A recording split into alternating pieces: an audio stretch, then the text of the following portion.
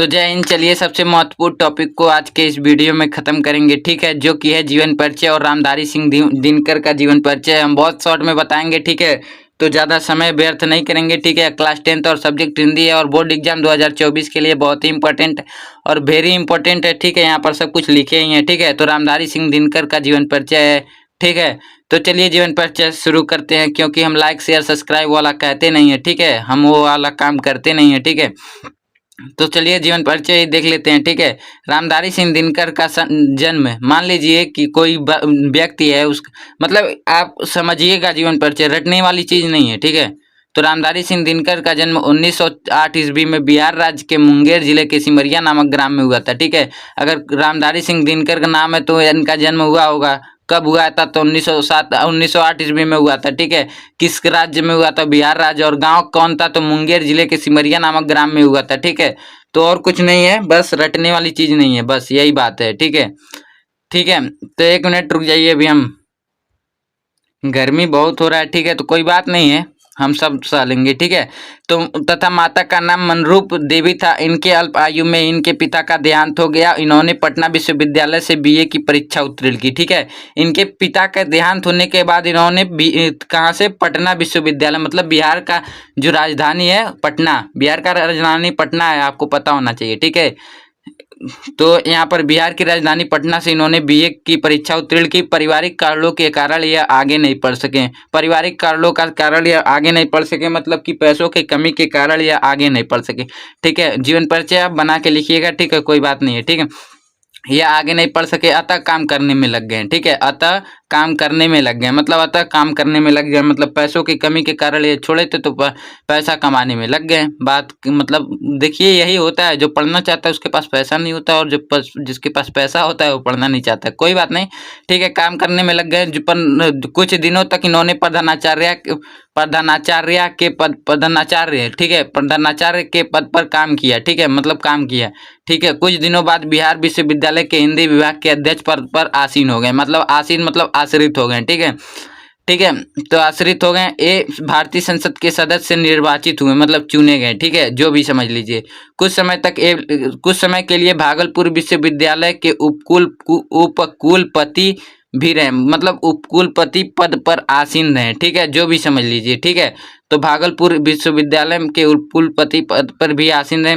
इसके बाद भारत सरकार, ठीक है, इंडियन गवर्नमेंट, ठीक है, इसके बाद भारत सरकार, ठीक है, इसके बाद भारत सरकार के गृह विभाग के हिंदी सलाहकार के रूप में हिंदी, देखिए यहाँ पर, इसके बाद भारत सरकार के गृह विभाग में हिंदी सलाहकार के रूप में हिंदी की सेवा की। इन्हें डिलीट की उपाधि द्वारा सम्मानित भी किया गया, ठीक है।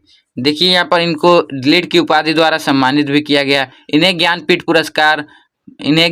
पुरस्कार से भी सम्मानित किया गया, ठीक है। इन्हें ज्ञानपीठ पुरस्कार से भी सम्मानित किया, मतलब जिसके पास ज़्यादा ज्ञान होता है उन्हें उस प्रकार सम्मानित किया जाता है, ठीक है। और पद्म भूषण की उपाधि से सम्मानित किया गया, मतलब 3 चीज़ों से सम्मानित इन्हें किया गया था, ठीक है। और रामधारी सिंह दिनकर का मृत्यु 24 अप्रैल सन 1974 ईस्वी में 65 वर्ष की आयु में स्थान बेगूसराय में हुआ था। और इनका जन्म 1908 में हुआ था और 1974 में मर गए, तो मतलब कि 65 वर्ष जिए, ठीक है। इनकी रचनाएं देख लेते हैं, और यहीं पर, ठीक है, यही लास्ट है, ठीक है। रचनाएं: संस्कृति के 4 अध्याय, रेणुका, हुंकार, ठीक है, काव्य संग्रह, कुरुक्षेत्र, महाकाव्य, रश्मिरथी, उर्वशी, ठीक है।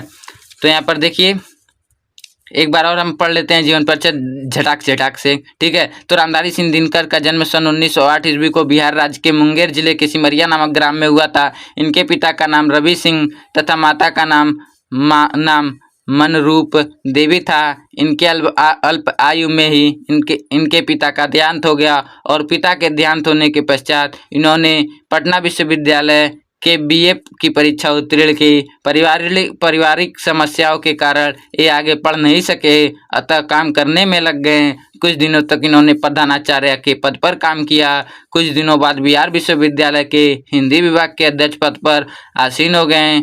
ये भारतीय संसद के सदस्य भी निर्वाचित हुए।